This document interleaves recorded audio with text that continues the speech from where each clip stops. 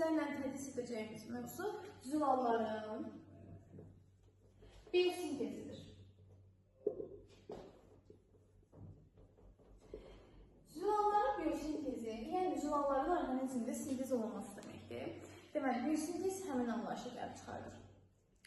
İnsan orqanizmində üzvü maddələr, məsələn, karbohidratlar ola bilər, yağlar ola bilər, lipidlər ola bilər, zülallar insan orqanizmində üzvü maddə və s. hesab olunur. Həmin zülallar insan orqanizmindəki hüceyrələrdə sintez olunmaq qabiliyyətinə malikdir. Yəni, insan orqanizmi özü zülalları hansı şəkildə sintez edə bilir. Bu proses zamanı əsas bizə vacib olan elementlər həmin hüceyrənin ribosomunun olması, həmin hüceyrədə DNT, RNT, yəni RNT-nin hər üç növü, həm məlumat RNT, həm nəqliyyat RNT, həm də ribosom RNT-sinin olmasıdır. Digər bir əsas faktor isə fermentlərdir. Sonra, enerji üçün mütləq şəkildə aktiv lazımdır və amin turşular. Bunların olması kifayətdir ki, yəni 1, 2, 3, 4, 5, 6 faktorun olması kifayətdir ki, həmin hüceyrədə zülal sintezi baş versin. Və bilirik ki, təbiətdə çoxlu sayda zülal mövcuddur. Bunlardan sadəcə 20'si insan orqanizmində rast gələn zülallardır. Və hər bir zülal biopolimerdir. Biopolimer nə deməkdir? Yəni, bu monomerlərə qədər parçalananda bütün monomerlər eynidir. Zülalların monomerləri amin turşulardır. Amin turşular. Gəlin amin turşular haqqında danışaq. Amin turşular tripletlər şəklində kodlaşdırılır. Tripletlərlə. Həmin tripletlərdə 3 dənə nukleotiddən ibarətdir. Yəni, bir triplet bərabərdir 3 nukleotidin ardıcıl şəkildə, komplementar şəkildə düzülməsindən. Bəs komplementarlıq nədir deyə soruşsanız, bunu sizə DNT və RNT dərsini keçəndə izah olunur ki, bilirik ki, nədir? DNT və RNT. DNT-də və RNT-nin özünə məxsus azotlu əsasları, nukleotidləri mövcuddur. DNT-nin azotlu əsasları adenin, timin, sitozin, guanin. RNT-də isə bu adenin, urasil, sitozin, guanin. Gördüyümüz kimi DNT-dəki timinin əvəzinə RNT-də urasil azotlu əsası komplementar olaraq birləşir. Məsələn, DNT-də mən versəm ki, tutalım ki, A, T, C, hansı ki bu zülalı kodlaşdırmır, izah edəcəm. Buna komplementar olaraq bu DNT-dədir. Buna komplementar olaraq RNT-də triplet sintez olunmalıdır. Həmin sintez olan tripletin adeninin qarşısında timin olmalıdır. Amma burada urasil yerləşir. Çünki bu RNT-dir, urasil. Timinin qarşısında adenin, sitozinin qarşısında isə guanin. O, A, G. Bunlar stop kodlar adlanır. Hansı ki bunlar zülalı sintez eləmində dayandırırlar. Yəni zülal sintezini dayandırırlar. Deməli, bu xatırlama elədik bunu sadəcə.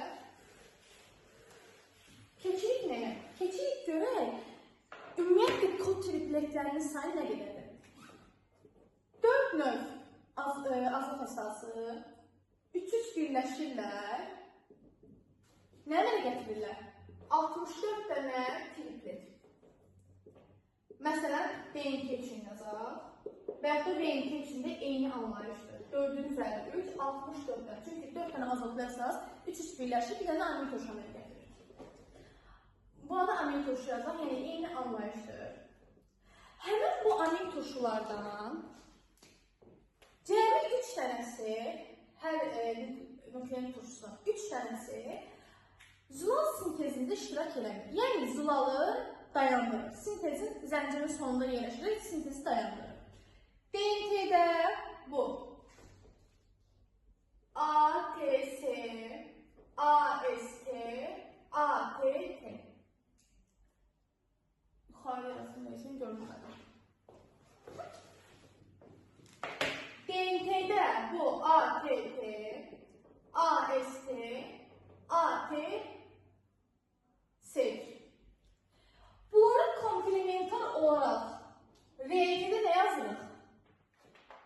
U, A, A. U, G, A, U, A, G. U, A, G, U, G, A, U, A. Bunlar zülal sintezini dayandırırlar. Yəni stop kodlar adlandırırlar. İlk baxacağımız hissə zülalın biosintezi olan hissədir. Hansı ki bu iki prosesdən ibarətdir. Transkripsiya və translasiya. Transkripsiya prosesi eukaryot orqanizmlərdə, bax eukaryot orqanizm, yəni nüvəsi olan orqanizmlərdə gedir nüvədə, mitokondriyada və plastidlərdə. Bu aiddir eukaryotlara. Prokaryotlarda isə, yəni nüvəsi olmayan orqanizmlərdə bu proses gedir sitoplazmaya. Translasiya prosesi isə geriyə baş verir, yəni baş verdiyi yer sitoplazma, mitokondri və plastidlərdir.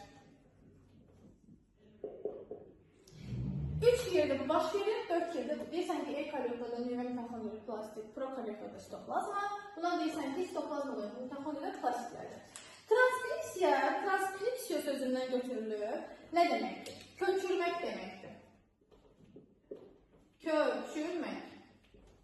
Yəni, DNK-dəki məlumatı köçürür, aparır və translasiya prosesinə. Translasiya prosesi də translasiya ötürülmə deməkdir. Ötürülmə. Proseslər ümumiyyətlə demişik ki, bayaq da dərsin əvvəlində dedik. Zulalın getməsi üçün əsas lazım olan 6 dənə struktur var idi. Birincisi ribosom idi. İkincisi DNK idi. Üçüncüsü RNT. RNT-nin hər üçünü, yəni məlumat RNT, nəqliyyat RNT və ribosom RNT-si. Dördüncü isə fermentlər idi. Beşinci ATF. Altıncısı isə amin turşular. Gəlin bu hissələrin adlarını yazmışıq. Amma görək bu hissələr harada istifadə olunur. Amin turşular bilir ki, zülalın sintezi üçün mütləq şəkildə amin turşu lazımdır. Çünki bayaq dedik ki, zülalların monomerləri amin turşulardır. Buna atdıq qoyduq qana. Yəni, bu bildik ki, nə üçün lazımdır? ATF nə üçün lazımdır? ATF orqanizmdə gedən bütün proseslər üçün, bütün hissələr üçün enerji lazımdır. Həmən enerji də ATF-dən alınır. Bunu qoyuq kənara. Fermentlər nədir? Fermentlər katalizator rolunu oynayırlar və reaksiyanı sürətləndirməli istifadə olunurlar. Sadəcə olaraq reaksiyanın təsir gücünü artırır və onu tənzimləyir. RNT, DNK, ribosom. Ribosom mütləq lazımdır ki, orada zülal sintezi geçsin. Çünki zülal sintezi ribosomda gedir. Ribosom da həmçinin ən qədim orqanizm. Yəni, dünya yaranandan ribosom yaranmağa başlayıb deməkdir. Bu, yəni ribosom ən qədim orqanizm hesab olunur ki, bütün canlıların bədənində demək olar ki, var. Ribosomda çıxdıq, bilir ki, bu da zülal sintezi getməsi üçün lazımdır. Bəs bu DNK ilə RNT nəyə lazımdır? Nə kimi funksiya görür? DNK transkripsiya prosesində istifadə olunur. RNT isə translasiya prosesində istifadə olunur. Əslində RNT transkripsiyada da var, amma bunu yazaqdan da burada. Amma DNK translasiya prosesində iştirak eləmir. Bunlar nə deməkdir? Transkriksiya prosesində DNK-də genlər. Bilirik ki, orqanizmdə bütün sistemimiz kodlaşdırılmış şəkildə, hazır şəkildə var. Və bu kodlaşdırmalar DNK-nin içərisində genlərdən mühafizə olunub saxlanılır.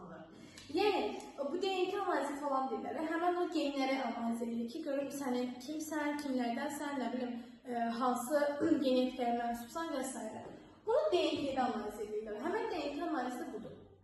Genin içərisindəki həmən amin turşuları nukleoid ardıcılığı var.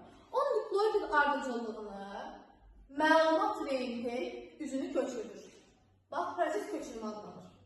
Məlumat RNT gəlir DNK-yə. Tutalım ki, danışılıb nədən? Zülalın başlaması. Zülalın başlaması tas. Timin, adenin, sitozin, A, U, G. Zülal başlayır A, U, G sintez olunmağa başlayanda. Yəni, bu nə adlanır? Start kod. metionin. Metionin amil turşusudur. Algı stat çoxdur. Bu DNT-də timin adenin sözünü deyə yazılır. Çünki komplementar olur. Məlumat renti gəlir DNT-yə. DNT-yə gəldi. Oradan bunu götürür. Timin adenin sitozin. Bunun üzünü köçürdür məlumat renti özünə.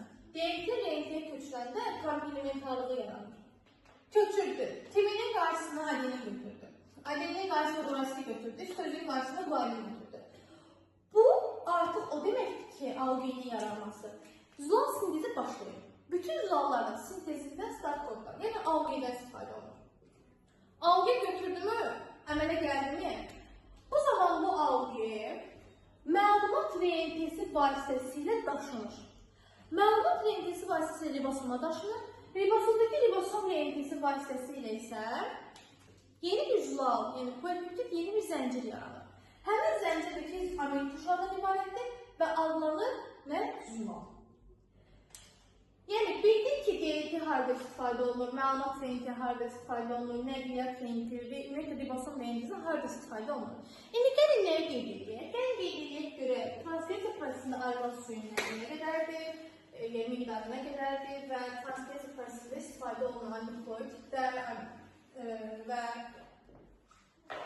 azot əsaslarının sayı nəyə bərabərdir? Dedik ki, transkripsiya prosesində həm DNT, həm də RNT iştirak edir. Amma transkripsiya prosesində yalnız və yalnız RNT iştirak edir. Əgər transkripsiya prosesində DNT iştirak edirsə, deməli DNT-də adenin, sitozin, guanin, timin, RNT-də isə adenin, sitozin, guanin, urasil azot əsasları mövcuddur. Bunlar da hamısı ayrı-ayrı nədir?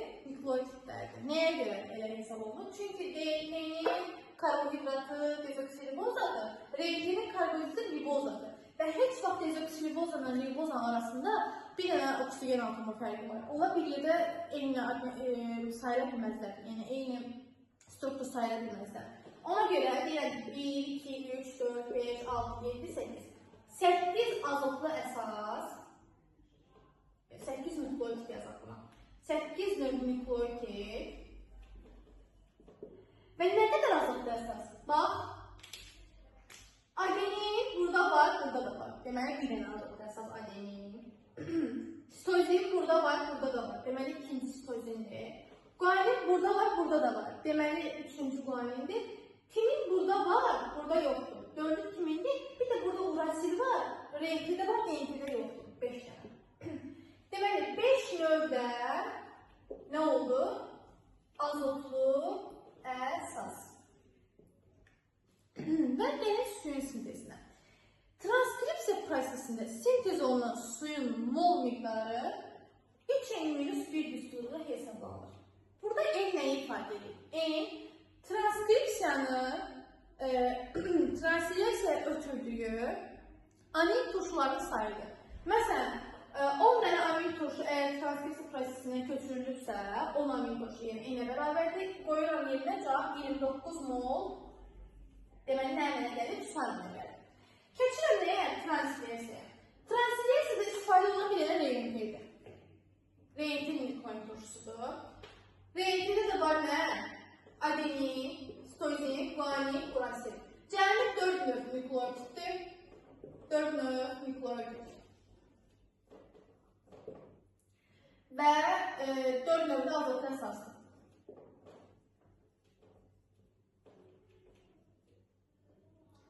Nə qədər də su ayrılır? N-1 molda su ayrılır. Bunlar mol miqdarlardır. Yəni molla ifadə olur. N-1. Buradakı N də amin turşuların sayıdır. Hansı ki, translasiyada artıq zəncirin tərkibinə amin turşular veriləcək. Bax, onlar N-1 hesablanır. O amin turşuların sayı N-dir. Həmən o amin turşu məsələn artıq tutalım ki 10 dənə yaranıbsa zəncir. Amin turşuda gəlir. Zəncirdə 10 dənə amin turşu varsa, qoyuram yerinə cavab 9 mu? Deməli, nə əmələ gəlir? Su əmələ gəlir. Zülalın bölüşümüzü bundandır. Əziz müəllimlər və abituriyentlər dedik ki, ribosomun 2 hissəsi var. Böyük və kiçik hissəsi. Bir də dən qaralanıb fikirləşir. Deməli, ribosomun funksional mərkəzi nədir? Ora ki, bayaq transkripsiyada üzünü köçürmüşdük DNT-dəki kodun nukleoid ardıcıllığını. O kodun birləşdiyi hissə ribosomal adlanır funksional mərkəz. Həmin funksional mərkəzdə yerləşə bilər. Yəni o funksional mərkəzin tutumu iki tripletdə də hərəsində 3 dənə nukleoid olmaqla 6 dənə nukleoid kodlaşdırıla bilər. Deməli, funksional mərkəzdə nə yerləşə bilər? 2 dənə triplet yerləşə bilər. Həmin tripletdəki 6 nukleoid deməkdir. O tripletlərdən biri nəqliyyat rentgen kodunun tanınmasını, digəri isə onun zəncirlə birləşməsini təmin edir. Həmin amin turşunun kodunu tanıdığı birinci triplet. İkincisi isə onun birləşməsini təmin edir. Və həmin bu zülalın sintezi cəmi 5də 1, 6da 1 saniyədə gedir. Yəni 120 dənə amin turşu sintezi olunursa, onu minimum maksimum necə saniyədə sintez olunduğunu hesablamaq mümkündür. Keşik nəyə? Zülal sintez zamanı məsələn hansı test gedir? Biz bu zülalda ortada elədir ki, hər hansı bir komplementar zəncir gəlir. Tutalım ki, yazıram. A, U, G, məsələn, U, C, bir də A. Nəqliyyat renti buradan məsələ gətirir. U. Bunu nəqliyyat renti gətirdi. Bu ribosom elə oynayırlar bunun içində. Həmən bu ip yoxdur, ip günündə sizi yaşlaşa düşün. Həmən bu zəncirin bir hissəsi. Ribosomun içərisində belə oynayır. Ribosom elə ki, bu yolu kimi fikirləşir. Ribosomun iki hissəsini belə maşının təkərləridir. Bunun içində dartılır. Dartılır. Həmən bu U var ya buradan, nəqliyyat renti ilə gəlir. Məsələn, AOG telefonun yaxlaşıqda oldu, sildim içindən. Deməli, bu metionindir. AOG bayaqdakı start koddur, metionin adlanır. Onun birləşdiyi UAS. Həmin bu kodlar dinləmək istəyir ki, buna triplet olanlar. UC'yə AAG. Bu adlanır fenilalanin. Bu da adlanır hansı ki birləşmişdir buna komplementarıydı. Metionin birləşmişdir. Bu da fenilalanin adlanır. Bu da lizindir. U var. O lizin amin turşusudur. Həmin nəqliyyat renti onu gətirdi bura. Komplementardır mı bura? Buradan keçənlər zəncirə birləşir. Elə burada nə belə gəlir? Təsəvvür edin ki, mən zənciri çıxartdım çölə. İndi videonu göstərəcəm, onu daha yaxşı başa düşəcəksiniz. Elə bir zənciri çıxartdım çölə. Artıq əmələ gəlir. U, A, C, A, G, U. Hansı ki, nəyə komplementar olaraq gəlmişdir? A, U, G, U, S və bunları yazıram. Yəni, fərqli bir şey yazıram. A. Elə bu çıxdı çölə. Burada tamam fərqlidir. Bir gəzə gəlir. Məsələn, burada yazıram U, A, G. Bunlar stop koddur. Məsələn, artıq bitirmək istəyəndə, bitirəndən sonra yazıram. Stop kodlar gəlməlidir. Əgər hər hansı bir stop kod bunun sonunda gəlsə, məsələn, stop kod nədir? U, A, G məsələn. Bu stop kod gəlsə, demək ki, artıq zəncirin sintezi dayanmışdır. Bunlarda hansılardır? DNT-də stop kodlar, yəni heç bir amin turşu kodlaşdırmayan hissələr adlanır ATS, ATT, AST. RNT-də isə, bax, bunlar komplementar yazıram. ATS-ə komplementar nədir? U, A, G. ATT-yə U, A, AST-yə U, G, A. UAG, ATS, ATT, AST. Bunlar zənciri bitirənlərdir. Yəni, hər hansı bir zəncirin sonunda əgər bunlar bu amin turşular gələrsə, demək həmən zəncirin sintezi artıq dayanmışdır. Zülal sintezində əmələ gələn hissədə əlbəttə ki, 100 olacaq. Demək, əziz müəllimlər, burada yekunlaşdırmaq istəyirəm. Artıq Zenizlanın biyokimizi bitmişdir. Burada qoyacağım videomu izləyərək siz mənim bayaq o gəzir deyəndə nə demək istədiyimi daha yaxşı anlayacaqsınız. Orada analizi daha yaxşı başa düşəcəksiniz. Bu qədər idi. Ümidvaram hər kəs üçün faydalı, izləyənlər üçün faydalı olmuşdur. Sağ olun, salamat qalın.